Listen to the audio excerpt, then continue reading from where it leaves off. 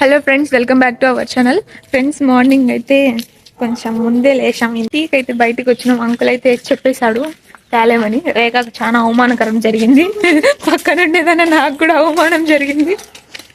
నేను ఎప్పుడు మీకు హాస్టల్ చూపించలేదు, ఇప్పుడైతే హాస్టల్ చూపిస్తాను మీకు. ఇది అనేది మెస్ లోపల, ఇంకక్కడ హ్యాండ్ వాష్. ఇక్కడ వచ్చేసరికి గ్రౌండ్ ఫ్లోర్లోనే మేము ఉండేది. ఇప్పుడు మాది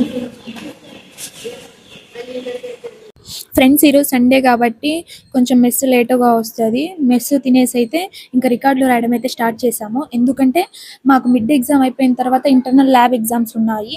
ఇంకా ఎగ్జామ్స్కి 1 month ఉంది కాబట్టి మాకు వెంటనే పెట్టేస్తున్నారు. ఇంటర్నల్ ల్యాబ్ ఎగ్జామ్ 1, 2, మళ్ళీ మిడ్ 2, ఎక్స్టర్నల్ ల్యాబ్ ఎగ్జామ్.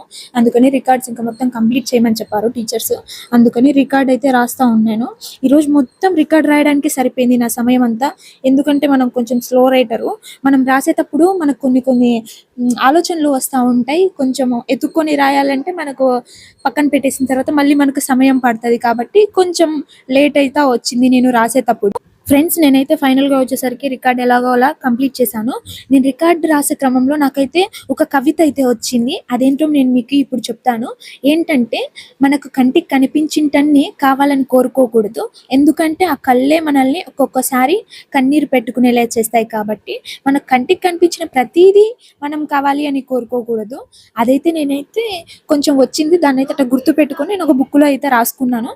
నేను ఇదే కాదు, చాలా కవితలు అయితే నా బుక్లో రాసుకున్నాను. అది నేను మీకు ఎప్పుడైనా చెప్తాను. ఫ్రెండ్స్, నేను మీకు చెప్పే ఇంకొక విషయం ఏంటంటే, టైం అనేది చాలా విలువైనది. ఒక్కసారి వెళ్ళిపోతే అది మళ్ళీ మన కోసం వెనక్కి రాదు.